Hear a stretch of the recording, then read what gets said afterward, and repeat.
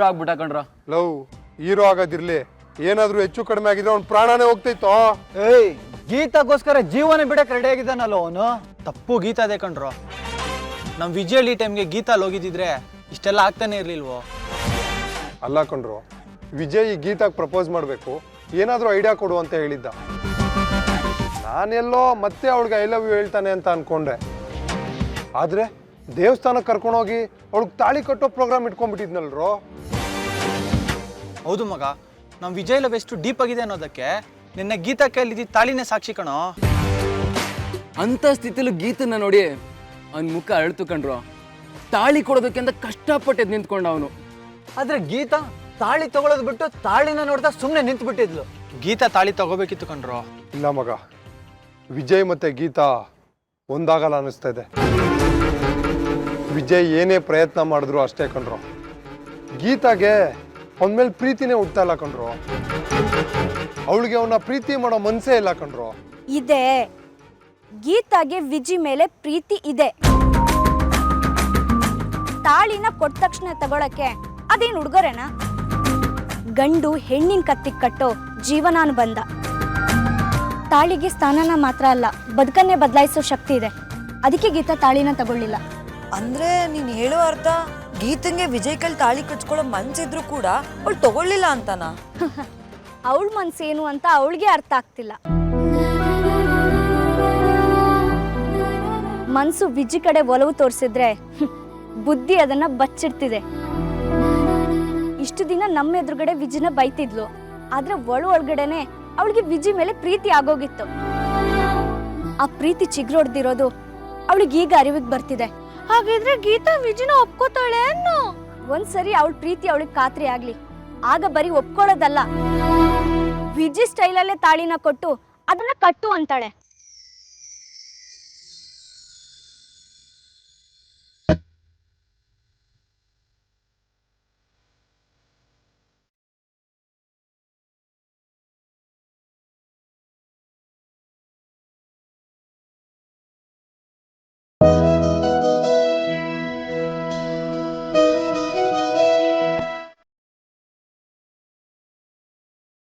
ನನಗೇನಾದ್ರೂ ಆದ್ರೆ ನಿನ್ನ ಹಣೆಯಲ್ಲಿ ನೆರಿಗೆ ಮಾಡುತ್ತೆ, ಕಣ್ಣಲ್ಲಿ ನೀರು ತುಂಬಿಕೊಳ್ಳುತ್ತೆ.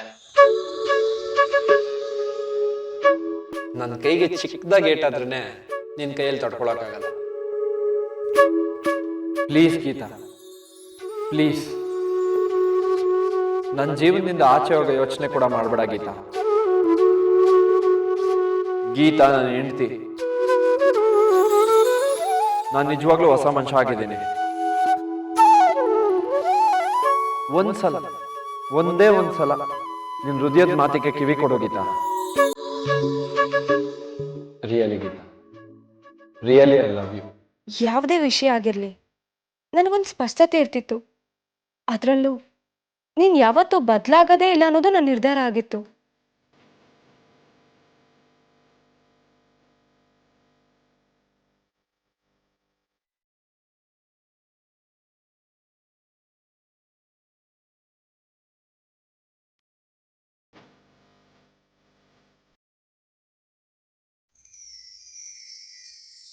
ಒಂದಲ್ಲ ಒಂದಿನ ನೀನು ಒಪ್ಸಿ ನನಗೆ ಬೇಕಾದ ನ್ಯಾಯ ನಾನು ಪಡ್ಕೊಂಡು ನಿನ್ ಜೀವನದಿಂದ ಹೊರಟೋಗೋಣ ಅನ್ನೋ ಯೋಚನೆ ನಾನಿದ್ರೆ ನನ್ನ ಯೋಚನೆಗಳನ್ನೆಲ್ಲ ತಲೆ ಕೆಳಗಡೆ ಮಾಡ್ಬಿಟ್ಟಿಯಲ್ಲ ವಿಜಿ.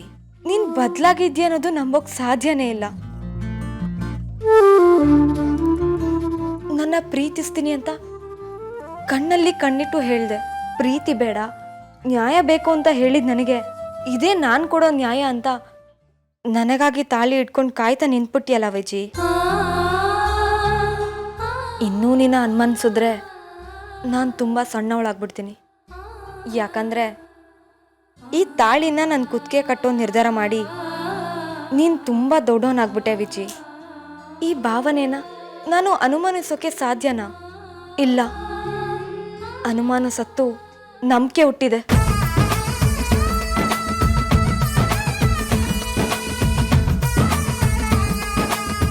ನಿನ್ನ ಮಾತು, ನಿನ್ನ ನೋಟ, ನಿನ್ನ ನೆನಪು ನನ್ನಲ್ಲಿ ಕೋಪನ ಅಳಿಸಿ ನಾಚಿಕೆ ಅನ್ನೋ ಹೊಸ ಚಿತ್ರ ಬರಿತಾ ಇದೆ.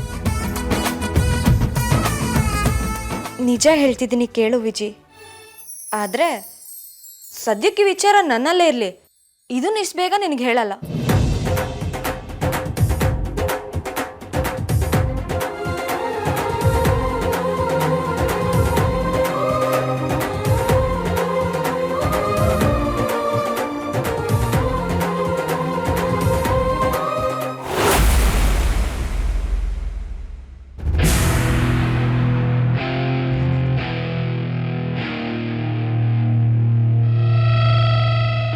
ನಾನು ತಪ್ಪು ಮಾಡಿಬಿಟ್ಟೆ ದೊಡ್ಡಣ್ಣ. ನಿನ್ನ ಮಾತು ಕೇಳಿ ನಾನು ತುಂಬಾ ದೊಡ್ಡ ತಪ್ಪು ಮಾಡಿಬಿಟ್ಟೆ. ನೀನು ವಿಜಿ ನನ್ನ ಪರವಾಗಿದ್ದಾನೆ ಅನ್ನೋ ಭ್ರಮೆ ಹುಟ್ಟಿಸಿ ನನ್ನ ಕೈ ಕಟ್ಟಿ ಹಾಕ್ಬಿಟ್ಟೆ. ಇಲ್ಲ ಅಂದಿದ್ರೆ ಇದನ್ನೆಲ್ಲ ಇಷ್ಟು ಮುಂದುವರಿಯೋದಕ್ಕೆ ನಾನು ಬಿಡ್ತಾ ಇರಲಿಲ್ಲ. ಯಾಕೆ ದೊಡ್ಡಣ್ಣ ಹೀಗೆ ಮಾಡಿದೆ? ನನ್ನ ದೊಡ್ಡಣ್ಣ ಅಂದ್ರೆ ಎಂಥ ದೊಡ್ಡ ಸಮಸ್ಯೆನ ಬೇಕಾದ್ರೂ ಚಿಕ್ಕದಾಗಿ ಹೊಸ್ಕಾಕು ಬಿಡೋನು ಅನ್ನೋ ನಂಬಿಕೆನ ಯಾಕೆ ಸುಳ್ಳು ಮಾಡಿದೆ? ತಂಗಿ, ಯಾಕಿಷ್ಟು ರೋಷ, ಯಾಕಿಷ್ಟು ಆವೇಶ? ಈಗೇನಾಯ್ತು? ಅಣ್ಣ, ನನ್ನ ವಿಜಿ ಬದಲಾಗ್ಬಿಟ್ಟಿದ್ದಾನೆ. ಅವನೀಗ ನನ್ನ ಕಡೆ ಇಲ್ಲ. ನನ್ನ ಹತ್ರನೇ ದುಡ್ಡು ತಗೊಂಡು ಗೀತಾಗೇನೋ ಸ್ಪೆಷಲ್ ಆಗಿ ಸರ್ಪ್ರೈಸ್ ಕೊಡಬೇಕು ಅಂತ ಹೋಗಿದ್ದು ಏನಕ್ಕೆ ಅಂತ ಗೊತ್ತಾ? ಅವಳಿಗೆ ತಾಳಿ ಕಟ್ಟೋಕೆ ಅಣ್ಣ.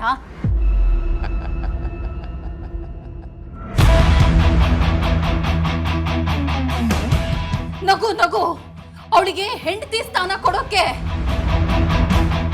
ಅವಳ ಜೊತೆ ಜೀವನ ನಡೆಸೋದಕ್ಕೆ. ಈಗ್ಲೂ ನಾನು ಇದನ್ನೆಲ್ಲ ಸಹಿಸ್ಕೊಂಡು ಸುಮ್ಮನೆ ಇರ್ಬೇಕಾ ಹೇಳು? ಇದನ್ನೆಲ್ಲ ಕೇಳಿದ ಮೇಲೂ ನೀನ್ ನಗ್ತಾ ಇರ್ತೀಯ.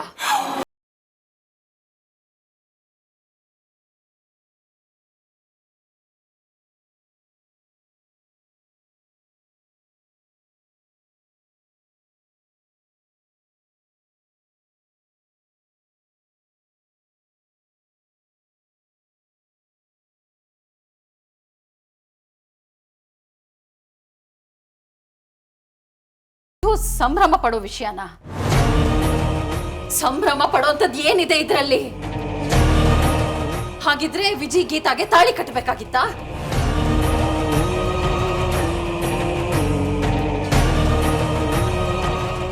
ಎಲ್ಲದಕ್ಕೂ ನಗ್ತಾ ನಿಂತು ಬಿಡ್ತೀಯಲ್ಲ. ಈಗ ಆಗ್ತಾ ಇರೋದನ್ನ ನಾನು ಏನು ಅಂತ ಅರ್ಥ ಮಾಡ್ಕೋಬೇಕು ಅಂತ ಹೇಳು ದೊಡ್ಡಣ್ಣ. ವಿಜಿ ಯಾವುದೇ ಕೆಲಸ ಮಾಡಿದ್ರು ಅದು ವ್ಯರ್ಥ ಆಗೋದಿಲ್ಲ, ಅದಕ್ಕೊಂದು ಅರ್ಥ ಇರುತ್ತೆ. ಸಣ್ಣ ಹಳ್ಳ ತೋಡಿ ಅದರಲ್ಲಿ ಅವಳನ್ನು ತಳ್ಳಿದ್ರೆ ಅವಳು ಬಹಳ ಸುಲಭವಾಗಿ ಮೇಲೆದ್ದು ಬಂದು ಬಿಡ್ತಾಳೆ. ಹಾಗಾಗಬಾರ್ದು. ಅವಳು ಎಲ್ಲಿ ಬೀಳ್ತಾಳೋ ಅಲ್ಲೇ ಅವಳ ಜೀವಂತ ಸಮಾಧಿ ಆಗಬೇಕು. ಹಾಗಾಗಬೇಕಾದ್ರೆ ಆ ಜಾಗದಲ್ಲಿ ಒಂದು ಪ್ರಪಾತವನ್ನ ನಿರ್ಮಾಣ ಮಾಡಬೇಕು.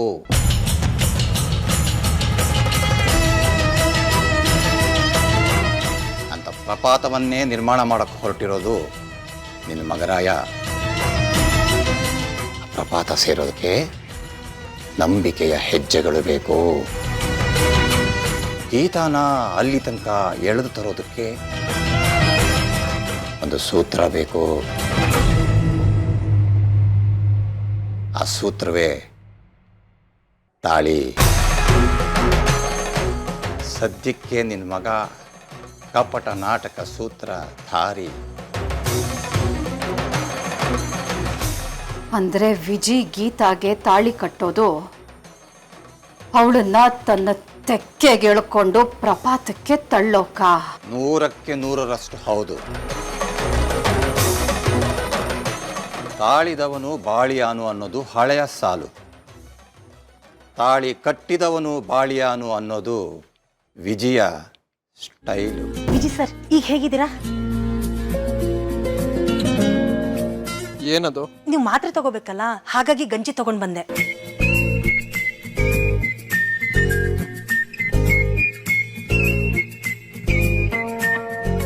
ನನ್ನ ಕೈಯಲ್ಲಿ ಕೂತ್ಕೊಳಕ್ಕೆ ಆಗ್ತಿಲ್ಲ. ಇನ್ನು ಗಂಜಿ ಹೇಗೆ ಕುಡಿಲಿ? ಸರಿ, ನಾನೇ ಗಂಜಿ ಕುಡಿಸ್ಲಾ? ನೀನೇ ನನ್ನ ಹೆಂಡ್ತಿನಾ?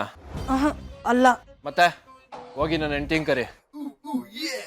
ಅವಳು ಬಂದು ಕುಡಿಸಿದ್ರೇ ನಾನು ಗಂಜಿ ಕುಡಿಯೋದು ಅಂತ ಹೇಳು. ಅಲ್ಲ, ಅದು ಗಂಜಿನನ್ನ. ಹೋಗು ಅಂದೆ.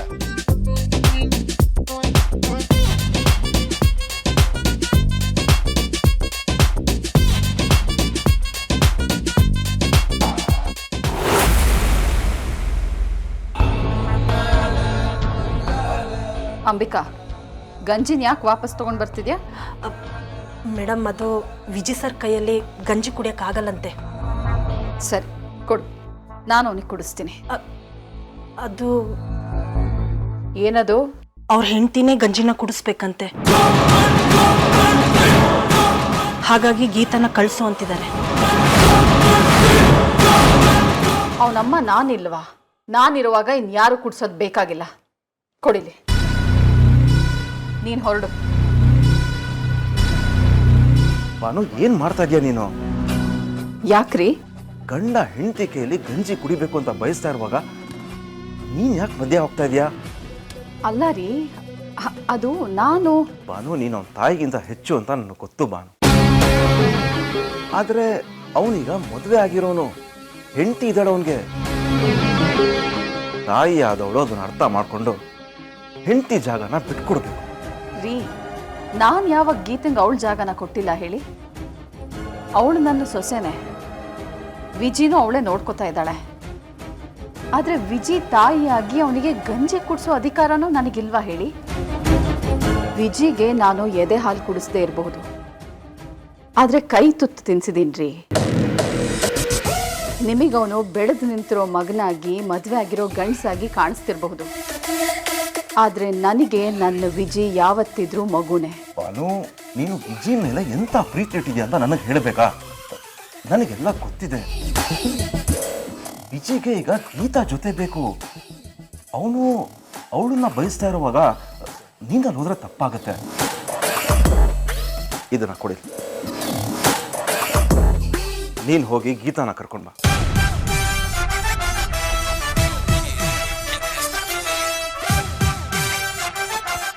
ನಾನು ವಿಜಯ್ ಹತ್ರ ಮಾತಾಡ್ತಾ ಇರ್ತೇನೆ. ಹೋಗು.